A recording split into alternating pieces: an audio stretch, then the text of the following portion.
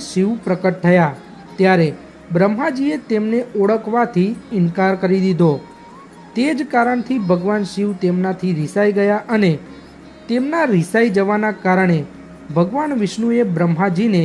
દિવ્ય દ્રષ્ટિ પ્રદાન કરી અને ભગવાન શિવની યાદ અપાવી અને ત્યારબાદ બ્રહ્માજીને પોતાની કરેલી ભૂલનો અહેસાસ થયો અને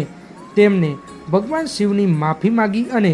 તેમને ભગવાન શિવને પોતાના પુત્રના રૂપમાં પેદા થવાના આશીર્વાદ માગ્યા અને ભગવાન શિવે બ્રહ્માજીની પ્રાર્થના સ્વીકાર કરી અને તેમને આશીર્વાદ આપી દીધા। પરંતુ જ્યારે બ્રહ્માજીએ સૃષ્ટિની રચના ચાલુ કરી ત્યારે તેમને એક છોકરાની જરૂર પડી અને